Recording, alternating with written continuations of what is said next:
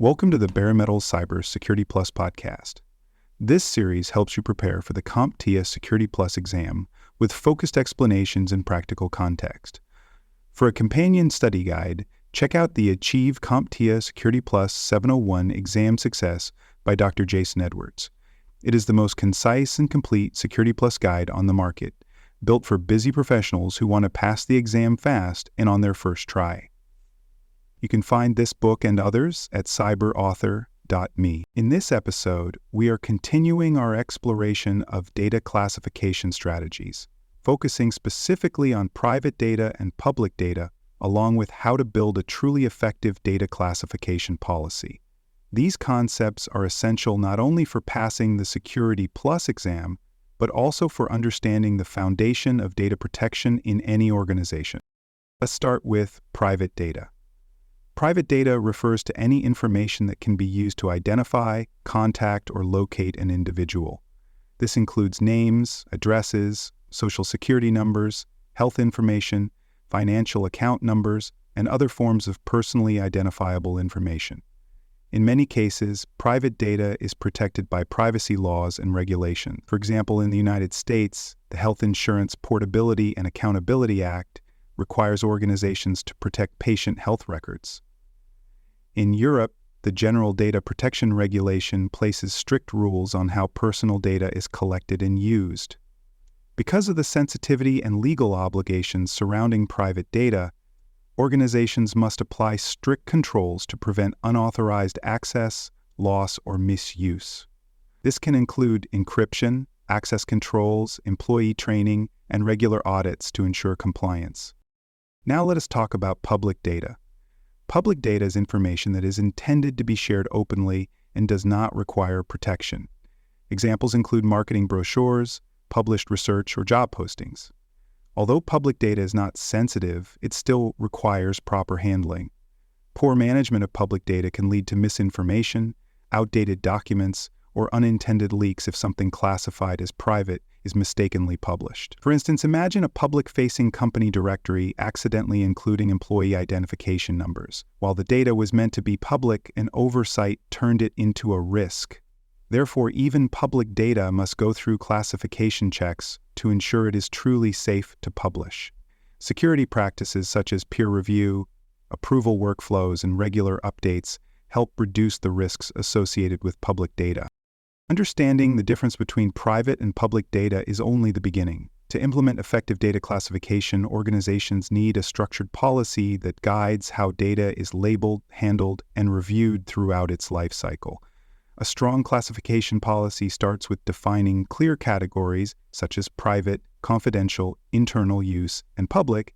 Each category should have associated handling procedures, storage requirements, and access controls. For example, data labeled as confidential may require encryption and limited user access, while internal use data might be stored in a secure company server but shared more freely among departments. Creating the classification policy is only the first step. Equally important is making sure everyone understands and follows it. Best practices include training employees during onboarding, requiring periodic refresher courses, and incorporating data classification into everyday workflows. Some companies embed classification labels directly into email systems and file templates so that users are reminded to tag documents correctly. Others use automated tools that scan content for keywords and apply classification labels based on preset rules. These automated tools can be a great supplement to human awareness, helping to catch errors and enforce consistency. To make these ideas more concrete, let us look at a few real-world examples. In one financial institution, employees were trained to classify documents based on whether they contained customer account numbers, transaction details, or investment data. Files marked as confidential were stored in an encrypted cloud environment with multi-factor authentication required for access. Public brochures, on the other hand, were reviewed quarterly to ensure that contact details and interest rates were current. This structured approach helped the organization maintain regulatory compliance while avoiding accidental data leaks. In another case, a healthcare provider implemented a simple yet effective classification system with 3 tiers: public, internal, and protected health information. Public information included clinic hours and general health tips. Internal data included meeting agendas and operational updates.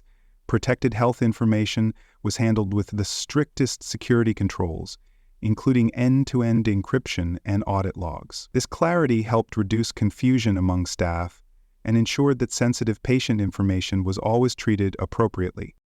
These examples highlight the importance of aligning data classification strategies with the type of information your organization handles. They also show how thoughtful policy design, combined with ongoing training and practical tools, can turn classification from a paperwork exercise into a real-world security benefit. As you prepare for the Security Plus exam, remember that questions on data classification may ask you to identify appropriate categories, understand handling procedures, or evaluate policy effectiveness. Be ready to distinguish between private and public data and to explain the security measures that should be in place for each. Also, make sure you can recognize what makes a data classification policy successful: clear categories, proper training, and a combination of manual and automated enforcement. Here is a tip for the exam. When you see a scenario about information handling, look for clues about the sensitivity of the data. If the information includes personal identifiers, medical history, or financial details, it is almost certainly private data and requires strong protection. On the other hand, if the data is intended for external sharing with no sensitive content, it may be classified as public, but still needs a careful review before release. Pay close attention to classification categories mentioned in the scenario and how data is stored or transmitted. These are often the keys to selecting the right answer. Thanks for joining us for this episode of the Bare Metal Cybersecurity Plus podcast. For more episodes, tools, and study support, visit us at baremetalcyber.com. And before you take the test, make sure to check out the practice questions in the book Achieve CompTIA Security Plus SY0-701 Exam Success by Dr. Jason Edwards. They cover every domain and are a powerful way to lock in your knowledge.